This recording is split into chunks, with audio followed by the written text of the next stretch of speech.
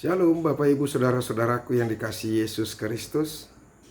Selamat bertemu kembali dalam sapaan firman Tuhan buat kita hari ini. Sungguh bersuka cita sekali kalau hari ini kita bisa mengawali hidup kita dengan mendengarkan firman Tuhan. Karena dengan mendengarkan firman Tuhan kita semakin diteguhkan, kita semakin dikuatkan. Karena firman Tuhan yang bisa memampukan kita menghadapi segala kehidupan yang berat ini. Sehingga kita mampu terus bersyukur, sehingga kita mampu terus berpikir yang positif. Dan kita boleh semakin diarahkan untuk melakukan yang baik dan menjadi orang yang benar. Makanya dengarkan firman Tuhan, renungkan ini bagus-bagus, baik-baik dan dalam-dalam. Supaya kita akan memperoleh kebenaran dan kekuatan serta kuasa dari apa yang kita renungkan. Amin. Firman Tuhan yang menjadi renungan bagi kita hari ini yaitu yang terambil dari Yesaya pasal yang ke-26 ayat yang ke-8. Dikatakan demikian. Ya Tuhan, kami juga menanti-nantikan saatnya Engkau menjalankan penghakiman. Kesukaan kami ialah menyebut nama-Mu dan mengingat Engkau. Demikianlah firman Tuhan. Bapak Ibu saudara-saudaraku yang dikasihi Tuhan Yesus Kristus dan yang diberkati Tuhan. Firman Tuhan ini mau menunjukkan kepada kita apa itu bedanya orang yang benar dan orang yang jahat. Ketika kita mendengarkan firman Tuhan ini, kita akan mengerti apa bedanya orang yang benar dengan orang yang jahat. Melalui firman Tuhan ini dikatakan kepada kita orang yang benar itu selalu menanti-nantikan saatnya hari penghakiman Tuhan. Orang yang benar itu bahkan tidak sabar untuk menantikan kedatangan Tuhan itu, untuk menghakimi setiap orang, menghakimi manusia. Pertanyaannya kenapa? Biasanya orang takut dengan apa? Dengan penghakiman. Biasanya orang takut menghadapi kematian. Biasanya takut menghadapi akhir zaman. Karena apa? Karena banyak orang yang tidak siap untuk apa? Untuk menerima hukuman dari Tuhan. Banyak orang takut karena apa? Karena dia berdosa. Karena dia menyadari kekurangan-kekurangannya. Karena dia menyadari kejahatan demi kejahatan yang dia lakukan di dalam hidupnya. Dan itu yang membuat dia merasa tertuduh. Dia tahu bahwa karena dosa-dosanya, karena kejahatan-kejahatannya, Tuhan akan menghakimi dia. Dan Tuhan akan menghukum dia. Orang-orang yang jahat mengerti sekali bahwa dia akan mendapatkan tempat penderitaan. Makanya banyak orang yang tidak siap untuk menghadapi hari penghakiman Tuhan, untuk menghadapi kematiannya. Tetapi orang yang benar, seperti yang dikatakan oleh firman Tuhan ini, justru menanti-nantikan Tuhan datang sebagai hakim. Karena apa? Karena dia tidak sabar lagi untuk mendapatkan sukacita, mendapatkan tempat yang indah, yaitu sorga. Dia tidak sabar lagi untuk hidup bersama-sama dengan Tuhan. Karena dia tahu, dia selama ini percaya dan meyakini Tuhan dan melakukan hal-hal yang baik dan yang benar di hadapan Tuhan. Jadi orang-orang yang benar tidak pernah takut dengan apapun. Ya, dengan apapun tidak akan pernah takut. Karena dia tahu kalau apapun yang terjadi, separah-parahnya pun kehidupan ini yang terjadi kepadanya, maka dia akan bertemu dengan Tuhannya. dan langsung mendapatkan sukacita itu. Itu makanya orang-orang yang benar tadi tidak pernah takut untuk apa? Untuk kedatangan Tuhan. Sepanjang hari-hari terakhir dalam sejarah, kaum yang benar akan menantikan bahkan merindukan penampakan Tuhan bagi mereka. Dalam hal ini Yesaya melukiskan kerinduan itu sebagai hasrat yang sungguh-sungguh untuk kenyataan terakhir dari kehadiran Allah dan kebenarannya di bumi ini. Yang kedua, orang yang percaya dalam Kristus yang setia harus merindukan dan mendoakan kedatangan kembali Tuhan mereka untuk mengangkat mereka dari bumi supaya mereka boleh hidup bersama-sama dengan Tuhan di sorga kelak. Jadi orang-orang yang benar itu gak sabar kapannya, bahkan dia selalu menanti-nantikan, ya Tuhan datanglah. Tapi orang-orang yang jahat itu selalu saja penuh dengan ketakutan, ya. Jadi mereka, orang-orang yang benar, menginginkan justru dimulainya hukuman Tuhan supaya orang-orang fasik itu bisa belajar apa itu keadilan dan kebenaran, supaya mereka sungguh-sungguh mengerti kalau selama ini mereka jahat dalam hidup mereka. Jadi oleh karena itu orang-orang yang benar itu selalu berpikiran positif dan penuh dengan rasa syukur dalam hidupnya. Itu yang membedakan kita dengan orang-orang yang jahat. Jadi dia selalu berpikir, bersyukur. Kalau ada orang yang boleh beribadah, kalau ada orang yang boleh memuji Tuhan, kalau ada orang yang masih percaya kepada Tuhan dan selalu berdoa kepada Tuhan ketika hidupnya aman, ketika hidupnya penuh dengan sukacita, ketika semuanya boleh berjalan dengan baik, dia diberkati Tuhan, dia sehat-sehat, anaknya juga sehat-sehat, dan situasinya adalah kondusif. Itu adalah hal yang biasa.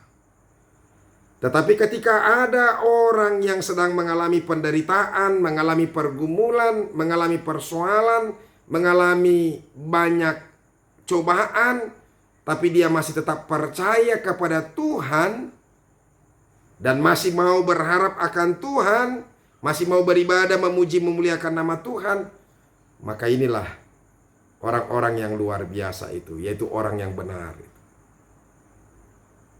Jadi saudara-saudara, tidak usah merasa kecewa dengan apapun yang terjadi.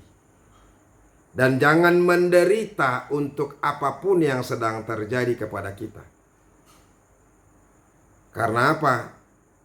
Karena kita harus menanggapi situasi yang terjadi itu dengan hal-hal yang positif. Hal-hal dengan iman kita, keyakinan akan Tuhan itu sendiri.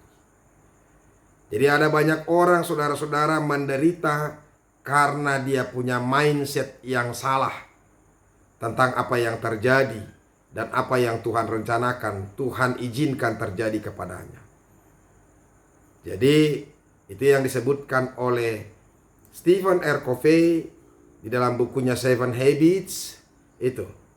Dia katakan yang membuat orang menderita bukan apa yang terjadi kepadanya, tetapi yaitu respons kita terhadap apa yang terjadi. Itulah yang membuat kita menderita.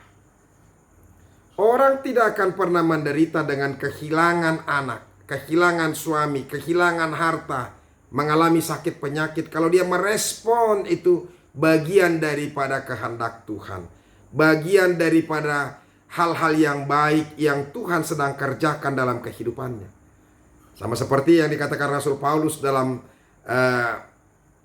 Roma 8 ayat 28 itu. Tuhan sedang turut bekerja untuk mendatangkan kebaikan bagi orang-orang yang percaya kepadanya. Jadi orang-orang yang percaya kepada Tuhan selalu berpikir bahwa apapun yang terjadi, dalam kehidupannya itu adalah bagian rancangan untuk mendatangkan kebaikan bagi kehidupan orang-orang yang percaya. Jadi dia selalu bersyukur, memuji, memuliakan nama Tuhan. Dia akan terdorong terus untuk selalu percaya kepada Tuhan saja. Itu. Makanya bahkan dia selalu ingin terus menyebut-nyebut nama Tuhan. Mengatakan nama Tuhan terus. Memanggil nama Tuhan di dalam kehidupannya. Itu. Jadi oleh karena itu saudara-saudara, jangan pernah berpikiran yang negatif. Dan teruslah bersyukur kepada Tuhan. Jadilah orang yang benar. Dan orang-orang yang benar itu pasti dia akan terus menanti-nantikan dengan sukacita. Bukan dengan ketakutan. Kedatangan harinya Tuhan, pembebasan itu. Ya. Jadi satu ketika ada seorang ayah. Dia sedang menuliskan dalam buku hariannya. Tahun itu. Dia bikin di situ tahun penderitaan. Tahun pergumulan. Dia catatkan di situ dari awal bulan ini dia katakan bahwa saya memasuki masa pensiun. Ini hal yang sangat menyedihkan. Di bulan ini dia katakan bahwa anak saya berlanggar celaka dan mobilnya hancur semuanya. Dan dia harus menjalani operasi dan dia gagal ya untuk melanjutkan sekolahnya, pendidikan kuliahnya. Baru yang ketiga, dia mengatakan bahwa di bulan ini menjadi pergumulan yang berat dan penderitaan bagiku karena aku harus operasi empedu. Sehingga aku tidak memiliki empedu lagi. Saudara-saudara, istrinya yang melihat catatan-catatan tahun-tahun pergumulan buat dia itu, tahun pergumulan itu, lantas dia pergi ke apa? Ke kamarnya. Dan kemudian dia menulis dalam saat itu, dia menuliskan dalam sebuah kertas. Ya. Dia katakan, tahun ini adalah tahun rahmat dan berkat Tuhan. Yang pertama, sekalipun ya pada saat ini awal bulan suamiku sudah pensiun.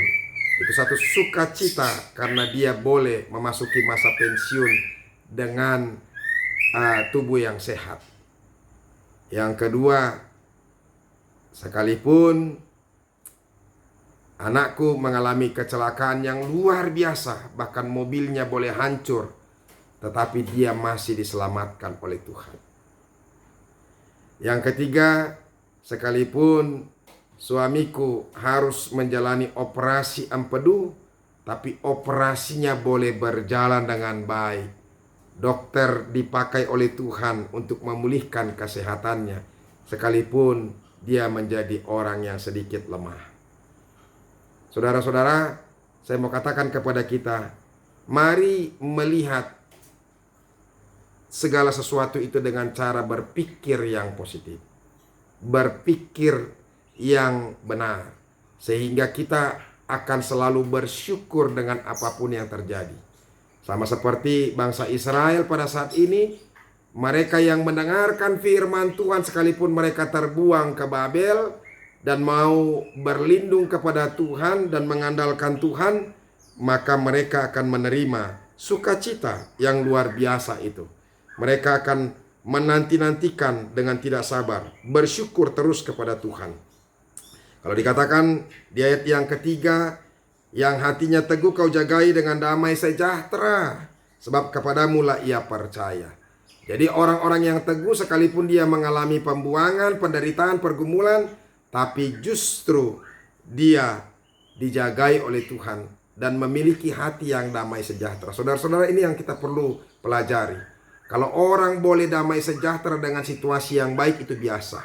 Tapi ketika orang boleh damai sejahtera dengan terbuang, menjadi orang yang tertawan, menjadi orang yang bergumul, menderita, ada banyak kesusahan, ada banyak kesempitan, ada banyak begitu ketersiksaan, tapi dia masih betul-betul mau teguh dalam imannya, mau masih percaya kepada Tuhan dan menyatakan bahwa Tuhan adalah benteng yang teguh baginya, maka itulah dia pasti Tuhan berikan damai sejahtera.